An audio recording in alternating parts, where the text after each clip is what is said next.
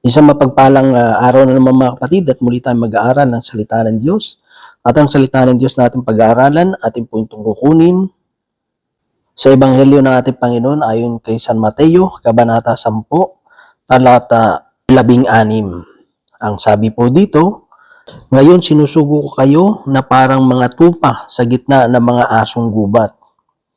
Maging matalino kayo, gaya ng mga ahas at matapat, gaya ng mga kalapati.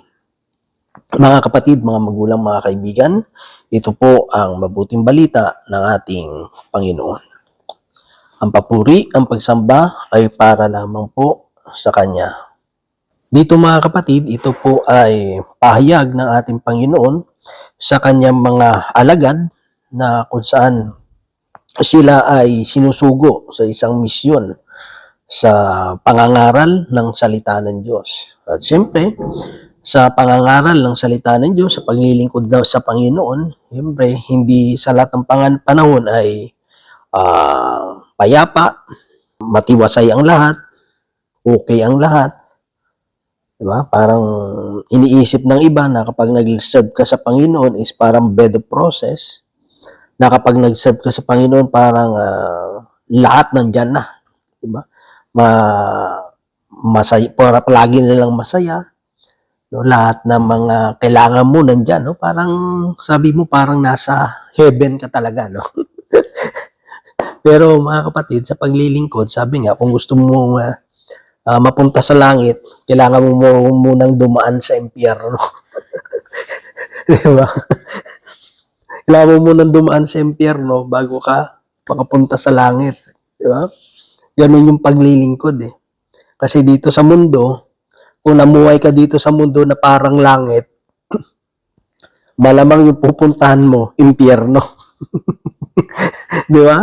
Yung baliktad eh. Ha? Pag nakay Lord ka, kailangan mo dumaan sa impyerno, yung pamumuhay na parang nasa impyerno, para makapunta ka sa langit. So dito, hindi madali. Kaya nga sabi doon, sinugo tayo parang isang tupa sa gitna ng mga asong gubat.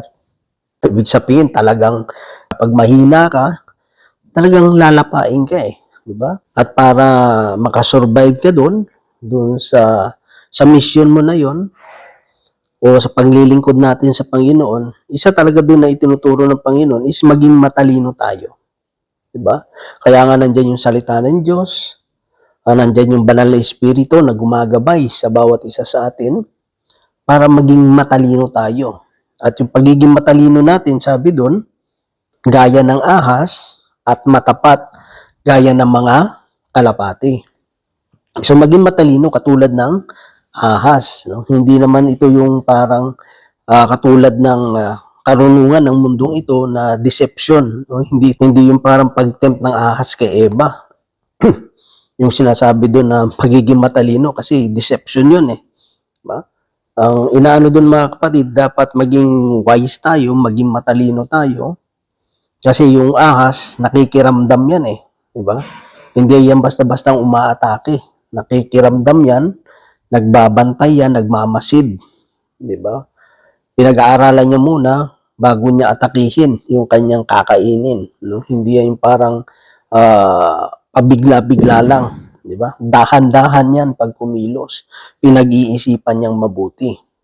Di ba? Pero sabi din matapat katulad ng kalapati.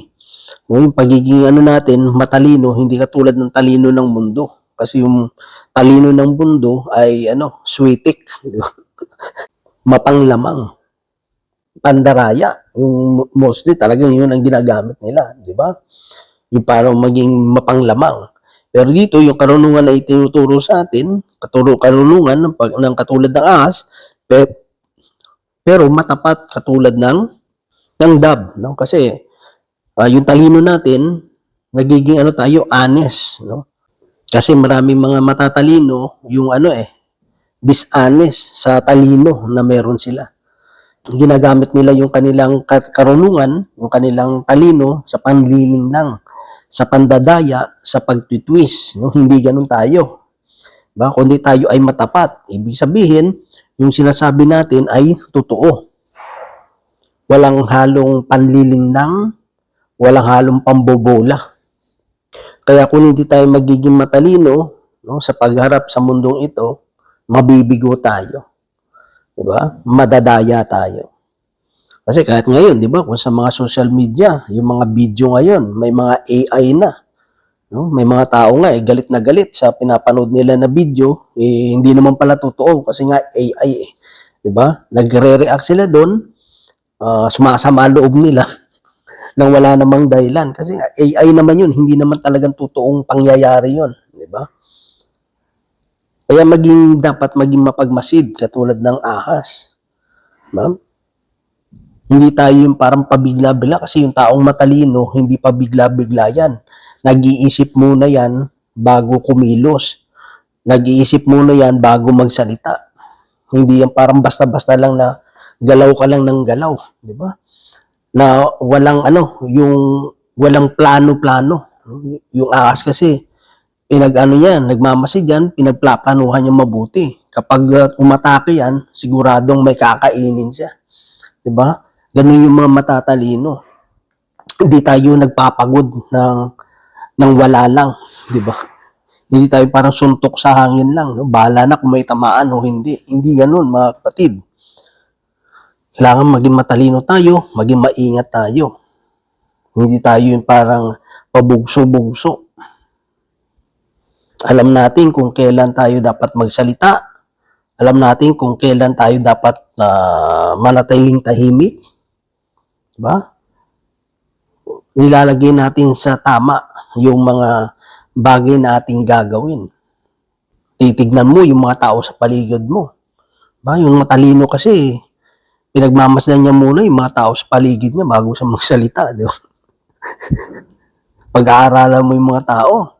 Kaya nga dito sa mundo, maganda rin yung makasama mo yung mga matatalino. Kasi pagkasama mo yung mga matatalino, tatalino ka rin eh. At ikaw rin mismo, nag-iingat sa sasabihin mo. Kasi ayaw mo rin mapahiya eh, di ba? Ayaw mo rin pagtawanan ka. No? Kasi siyempre kung matatalino ang kasama mo, tapos masado kang masalita, tapos wala namang laman yung sinasabi mo. Kaya kahit ang Bible nagsasabi, ang taong tahimik, nagmumukhang matalino, di ba?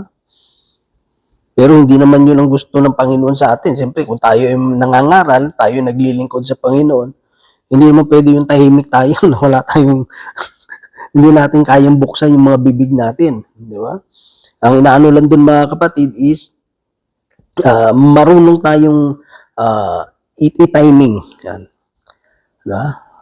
Marunong tayong makiramdam kung kailan at yung tamang panahon at oras at lugar na dapat mong bitawan yung iyong mga nalalaman. Kasi mga asong gubat to eh. Diba? Mga asong gubat yan, talagang gustong manlapa niyan, gustong manakit yan, gusto ng away palagi niyan, gusto ng gulo yan. Diba? Eh kung tayo magpapadala tayo sa emosyon natin, kaya nga, pag naglilingkod ka sa Panginoon, kailangan kinikilala mo, pinag-aaralan mo yung ugali ng taong kaharap mo. Diba? Kasi kung hindi mo pag-aaralan yung mga ugali niya, baka mamaya salita ka lang ng salita, iba na pala yung tumatakbo sa utak niya, no? Kaya na iniisip niyan. Kaya minsan hindi lahat ng taong pumapalakpak tsaka sumasabi sa'yo, amen, amen, ay isang ayon dun sa sinasabi mo. No? Kasi depende yan kung paano nila sinabi yung salitang amen. No? Baka nag-amen yan kasi gusto nilang tapusin mo na yung talk mo. Yung pinagsasabi mo. Yeah. Okay, yung palakpak nila, di mo alam kung natutuwa o hindi. Di ba? Hindi naman ibig sabihin pumalakpak ay natutuwa. Kaya isipin mo rin, baka pumapalakpak yan is insulto na pala. Di ba? Kaya maging matalino tayo mga kapatid no? Sa pagharap sa mga challenges ng buhay. Kaya nga yung taong matalino, umuupo muna yan, pinagninilayan niya muna, sabi nga, kung magpapatayo ng tore, uupuan niya muna, titignan niya kung kaya ba ng budget niya o hindi. Siyempre, pinag-aaralan niya ang lahat ng kanyang ginagawa, yung kanyang pagkilos, you know? Lalo na siyempre pag wala tayo dun sa mga kasama mo is mga, sabi nga, mga asong gubat. Sila kasi yung dadalhin natin sa Panginoon eh. 'Di ba? Alang naman yung dalhin natin yung mga Kristiyano, yung mga mananampalataya sa Panginoon. Siyempre hindi naman sila yung mission natin. Ang mission natin itong mga asong gubat na 'to. So paano natin sila iwi-win, 'di ba? Paano natin sila dadalhin sa Panginoon? Kaya kailangan maging matalino tayo, maging tapat tayo sa pangungusap natin sa kanila kasi makikita nila yung pagkakaiba ng mananampalataya sa hindi mananampalataya. Eh kung tayo matalino pero mandaraya naman, hindi natin sila madadala sa Panginoon kasi ang isipin nila, yung naglilingkod sa Panginoon at sa hindi, yung mananampalataya sa hindi, parang wala namang pinagkaiba, ba't ako sasama sa inyo, di ba? Kasi isang bagay na pinag-isipan, pag binitawan mo yan, merong karunungan at kalaman na makukuha ang tao, may mabuting makukuha yung tao. Siyempre, hindi naman tayo mahirapan kasi nga, siya yung bukal ng karunungan eh. Kaya nga sabi doon, humingi ang sinumang kinukulang ng karunungan, ang Diyos sapat naman eh, na magbigay. Di ba? At kailangan tayong manampalataya na ang Diyos ay may kakayanan na ibigay yung karunungan na hinihingi natin. Pero siyempre, yung karunungan na yun, hindi naman parang magic yun na nandyan lang. Kailangan din mag-aral tayo. Di ba? Paano ka magiging matalino kung hindi ka naman nag-aaral? Tapos na kontento na lang tayo na kasi sa internet ngayon, di ba? Gumawa yung mga topic eh, Google mo lang, dami mo na makikitang topic eh. Meron nga doon yung nag-prayer, no? Kinuha niya doon sa Google, yung prayer niya. Tapos hindi niya man lang binasa. Dumirekta na lang siya doon sa prayer sa isang yung okasyon. Tapos yung sa dulo, binasa niya pa, no? This prayer can be edited. Depende sa okasyon, no? Binasa niya pa yun. So nalaman na kung yung prayer is galing lang sa Google. May mga ganun minsan eh, sasabihin, itong topic na ito, pinag-aralan ko itong mabuti. Talagang nagsunog ako ng kilay dito. Pero hindi naman talaga nagsunog ng kilay eh, no? Kinopya lang, no? Kinopya lang sa iba. So, walang katapatan doon. Di ba? Kasi bakit? Kasi, una, hindi naman yung tao dinadaya natin, kundi sarili natin. Kung gusto natin maging matalino, kailangan talagang mag-aral tayo. Di ba? Hindi tayo palaging nakadepende lang kung ano yung mga nakikita natin nababasa, na kapag nabasa mo, yun na ilalagay mo sa utak mo. Di ba? Parang yun na yun talaga yung totoo. Ito na yung mabuti, ito na yung tama. Hindi. Kung may nabasa ka, dapat pagnilayan mo, pag-aralan mo. Diba? Hindi dahil, maganda to. Bigla ka lang tumayo, tapos pinangaral mo. Diba? Hindi ganun, mga kapatid. Ano yun eh, parang ready to cook. Iba pa rin kasi yung pagkain na ikaw mismo yung nagluto. Kasi pag ikaw mismo yung nagluto, mga kapatid, ng niluto mo at yun ang hinain mo, ikaw muna yung nakatikim eh. Ikaw muna yung na-inspired. Ikaw muna yung nakatikim ng niluto mo bago mo hinihain sa iba. Mahirap yung ready to cook. Walang sustansya yun eh. Mabubusog tao pero walang sustansya. Kaya pagdating ng mga pagsubok, yung mga pinangaralan natin, hindi ganun katatag yung kanilang pananampalataya, di ba? Busog lang sila pero walang sustansya yung kinakain nila. Iba pa rin kasi yung talagang pinagnilayan natin, pinag-aralan natin kasama yung banal na Espiritu Santo. Di ba? Iba kasi yun, no? Kanya may nakita ka lang na topic, may nakita kang topic, sabi, ganda ng topic na to pwede na itong itok. Tapos mahihingi ka lang sa Panginoon, Lord, banal na Espiritu, tulungan niyo po ako na samahan mo ko sa topic na ito. Di ba? Paano ka sasamahan ng Diyos dun? Tatamad-tamad tayo, di ba? Yung itatopic mo, yung itutok mo, ready to cook. No? Hindi mo naman lang pinag-aralan. Iba pa rin kasi yung sabihin mo na, Lord, itong topic na ito, na pinag-aralan natin kasama ka Panginoon, ay nawa sa sinuman na makarinig nito, ay madama nila yung kapangyarihan ng iyong salita. Iba kasi yung isinishare natin, pinag-aralan natin, kasama yung banal na Espiritu Santo. Siya yung naggabay sa atin, siya yung nagturo sa atin. ng sasabihin natin. No? Kasi sa pangangaral kasi, hindi yung gusto natin ang dapat nating i-share sa tao, kundi ano ba ang gusto ng Diyos. No, anong gusto ng Diyos na i-share sa tao, hindi yung kung ano yung gusto natin. 'Di ba? Kaya pinagninilayan yun, pinang-aaralan po yun. So, pag meron kang nabasa, maybe magandang reference yun, pero huwag mong kukunin yung lahat, di ba? Parang kinapi mo na eh. Katamaran yun. Kaya yun pa naman yung pinakaayaw din ng Diyos. Yung pagiging tamad, kasalanan po yan. Di ba? Marami na ngayon, ganyan eh. Yan ang nakakalungkot doon. Siyempre, pag hindi mo kasi pinag-aralan yun, hindi mo kasi kayang tayuan eh. Pero pag isang bagay, ikaw talaga mismo yung nag-aral, pag may mga question, may mga tanong, kaya mong sagutin. Kasi bakit? Kasi pinag-aralan mo eh. Pero kunyari yung topic na yung kinuha mo lang. Di ba? Sabi, ang ganda nito ah. No? Pag tinanong ka, wala na, hindi mo na alam. Parang pagkain yan. Pag hindi ikaw nagluto, na kinuha mo lang yung luto ng iba, pag tinanong ka, ano yung mga ingredient niyan? Hindi mo alam kung paano sagutin, di ba? Mga ilang kutsarang ano yan, asin. O ilang ganito. Hindi mo may bibigay yung tama.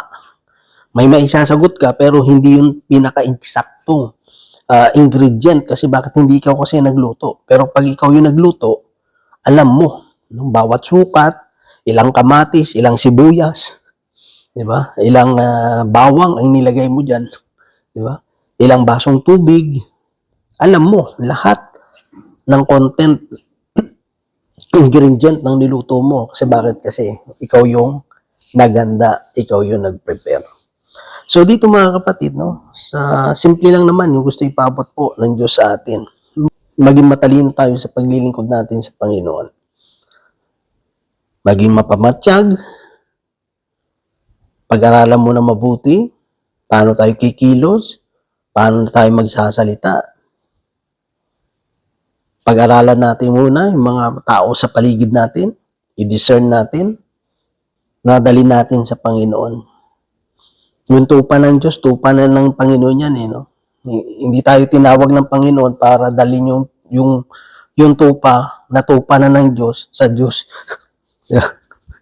Ang mission natin is dalhin yung mga unbeliever, yung mga taong wala pang relasyon sa Panginoon, kilala lang ang Diyos pero walang malalim na relasyon sa Diyos, yun yung mga mission natin, 'di ba? Hindi tayo yung meron mananampalataya na yan eh, tapos kukunin mo pa, 'di ba?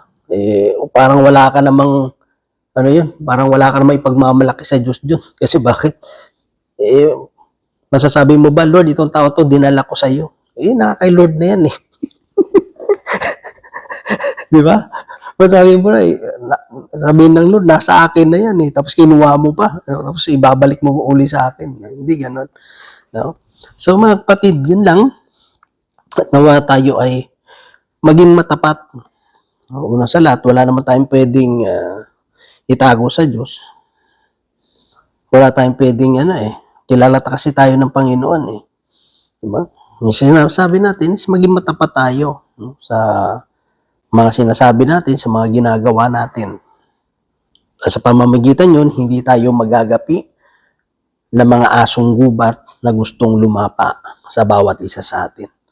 So yun lamang mga kapatid, at nawa ang Diyos patuloy magpala sa bawat isa sa atin. God bless po sa ating lahat.